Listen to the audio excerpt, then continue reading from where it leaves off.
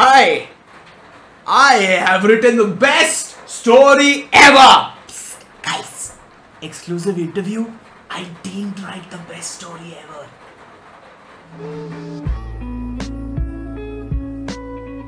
Welcome back to Opinionated, the show where we give you our opinions on the current series that we are consuming. If you like content like this, and if you want to hear more of our opinions, you can check out our episode from last week about A Bride's Story not being all about fun culture. And if you like anime content in general, you should subscribe and click that bell icon because we put out new content almost every day. Anyway, on to this topic. We're talking about Isayama and his leaked interview about the Attack on Titan ending. Isayama. This interview came out a little while ago, but I want to gather my thoughts and put out an episode on the new panels before putting out a video on this. In a nutshell, basically Isayama just said that he sucks. No, I'm kidding. Please don't dislike the video already. He did say that he was not the best writer though. In fact, he wanted to change the ending. He had a different ending in mind of 3 people walking towards a tree, but he spoke with his editor and decided to make it a little boy, and that was in the changed version. The original ending was just Mikasa with a scarf. We don't talk about that anymore. This interview was leaked, or at least what happened before the new panels came out for Attack on Titan's last chapter. So I'm not entirely sure if this is what the changed version is or there's going to be more changes. Well, Isayama said one more thing, which was that Mikasa and Eren were supposed to kiss when they were cornered by the Titans, except he felt like he couldn't draw their dynamic after the kiss, so he didn't draw it, and then looking back, he wished he had the courage to draw it. But then he also said that Eren doesn't look at Mikasa in a romantic way, but as a sister, and Mikasa looks at him in a romantic way, and then in the end, Eren looks at her in a romantic way, so it became a whole mess. But that's okay, Isayama, it's okay to chicken out sometimes. If you weren't happy with it, you shouldn't have drawn it, but you also shouldn't have said that Eren looks at her like a little sister. That made it really weird. But this particular line has been taken up by r/Jaegerbomb on Reddit. Shout out to you guys. Make me laugh all the time. These guys memed the hell out of this line with everyone from Carla to Dina to Armin to the Colossal Titan to the Armored Titan in different situations, whether eating people or fighting people or anything, and just applied this line to it to make beautiful memes. Or we shall put a couple up if we can. I don't know. Can we, guys? Can we put up memes and credit the authors? We can. I have confirmation. We shall do that. Audi, fill it up. Okay. Enough with the memes. Okay.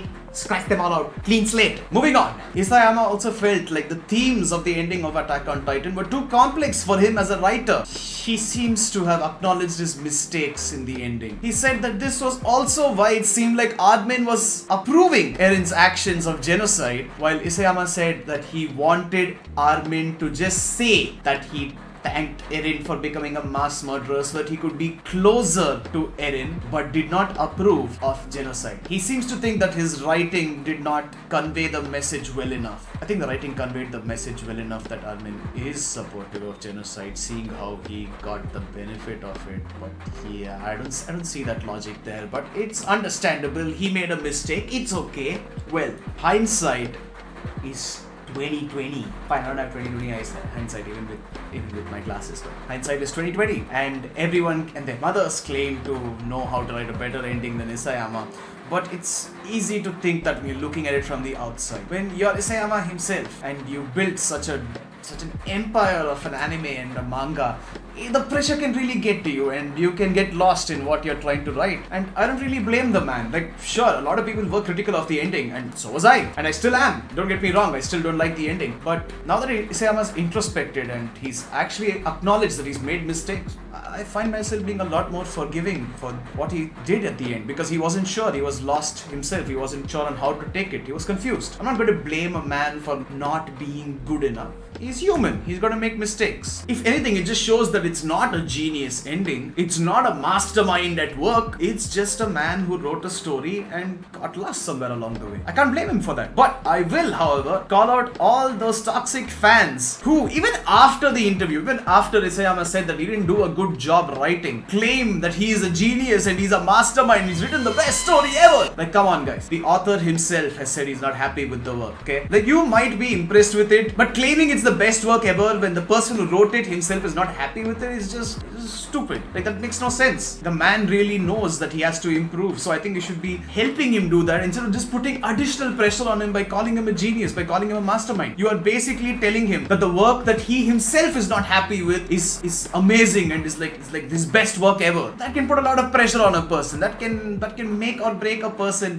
very easily, and it more likely breaks than makes anybody at all. So for those fans, please chill a little, calm down. Yes, it's a good series, but yes, it's okay for it to have mistakes. It's okay for other people to criticize the series. If you can't take criticism, welcome to the internet. Just don't go online, don't talk to anybody, because you get a little too toxic when that happens. Please. Although if you're from r/Jagerbomb, I love you guys. But yeah, that's my final thoughts here. Pressure of a fan base, of people always wanting more, leads to these unresolved plot lines, leads to mysteries coming in and not getting the ending that fans feel they deserve, because you guys always want more.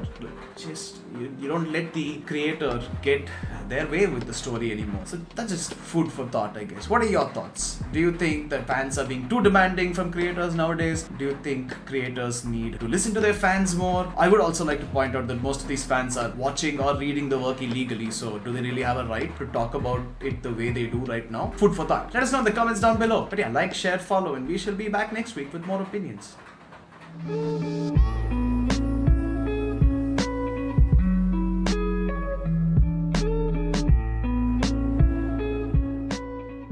That's not to say that we watch or read illegally. Crunchyroll.com